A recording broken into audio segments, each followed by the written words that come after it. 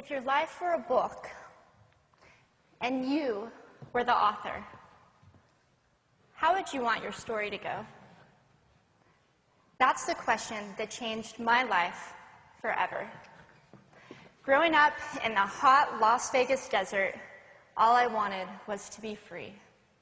I would daydream about traveling the world, living in a place where it snowed, and I would picture all of the stories that I would go on to tell. At the age of 19, the day after I graduated high school, I moved to a place where it snowed, and I became a massage therapist. With this job, all I needed were my hands and my massage table by my side, and I could go anywhere. For the first time in my life, I felt free, independent, and completely in control of my life. That is, until my life took a detour. I went home from work early one day with what I thought was the flu, and less than 24 hours later, I was in the hospital on life support with less than a 2% chance of living. It wasn't until days later, as I lay in a coma, that the doctors diagnosed me with bacterial meningitis, a vaccine-preventable blood infection. Over the course of 2.5 months, I lost my spleen, my kidneys, the hearing in my left ear, and both of my legs below the knee. When my parents wheeled me out of the hospital, I felt like I had been pieced back together like a patchwork doll. I thought the worst was over until weeks later when I saw my new legs for the first time. The calves were bulky blocks of metal with pipes bolted together for the ankles, and a yellow rubber foot with the raised rubber line from the toe to the ankle to look like a vein. I didn't know what to expect, but I wasn't expecting that. With my mom by my side and tears streaming down our faces, I strapped on these chunky legs and I stood up. They were so painful and so confining that all I could think was, how am I ever going to travel the world in these things? How was I ever going to live the life full of adventure and stories as I always wanted? And how was I going to snowboard again? That day, I went home, I crawled into bed, and this is what my life looked like for the next few months. Me passed out, escaping from reality, with my legs resting by my side. I was absolutely, physically, and emotionally broken. But I knew that in order to move forward, I had to let go of the old Amy and learn to embrace the new Amy. And that is when it dawned on me that I didn't have to be 5'5" anymore. I could be as tall as I wanted.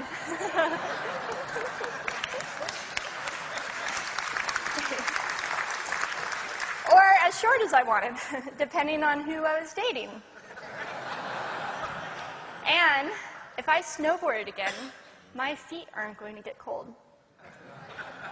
And best of all, I thought, I can make my feet the size of all the shoes that are on the sales rack. And I did. So there were benefits here. It was this moment that I asked myself that life-defining question. If my life were a book and I were the author, how would I want this story to go? And I began to daydream. I daydreamed like I did as a little girl. And I imagined myself walking gracefully, helping other people through my journey, and snowboarding again. And I didn't just see myself carving down a mountain of powder, I could actually feel it. I could feel the wind against my face and the beat of my racing heart as if it were happening in that very moment. And that is when a new chapter in my life began. 4 months later, I was back up on a snowboard, although things didn't go quite as expected. My knees and my ankles wouldn't bend, and at one point, I traumatized all the skiers on the chairlift when I fell, and my legs, still attached to my snowboard, went flying down the mountain.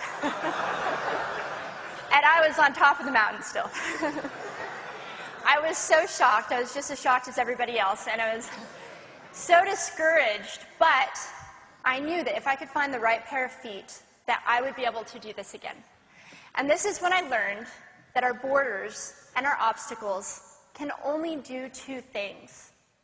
One, stop us in our tracks, or two, force us to get creative. I did a year of research, still couldn't figure out what kind of legs to use, couldn't find any resources that could help me. So I decided to make a pair myself. My leg maker and I put random parts together, and we made a pair of feet that I could snowboard in. As you can see, rusted bolts, rubber, wood, and neon pink duct tape. And yes, I can change my toenail polish. It was these legs and the best 21st birthday gift I could ever receive, a new kidney from my dad, that allowed me to follow my dreams again. I started snowboarding, then I went back to work, then I went back to school, then in 2005 I co-founded a nonprofit organization for youth and young adults with physical disabilities so they could get involved with action sports. From there, I had the opportunity to go to South Africa, where I helped to put shoes on thousands of children's feet so they could attend school. And just this past February, I won 2 back-to-back World Cup gold medals.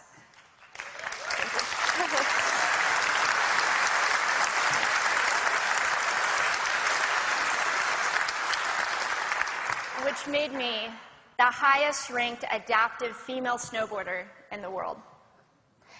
11 years ago, when I lost my legs, I had no idea what to expect. But if you asked me today if I would ever want to change my situation, I would have to say no. Because my legs haven't disabled me. If anything, they've enabled me. They've forced me to rely on my imagination and to believe in the possibilities. And that's why I believe that our imaginations can be used as tools for breaking through borders. Because in our minds, we can do anything, and we can be anything. It's believing in those dreams and facing our fears head on that allows us to live our lives beyond our limits. And although today is about innovation without borders, I have to say that in my life, innovation has only been possible because of my borders. I've learned that borders are where the actual ends, but also where the imagination and the story begins.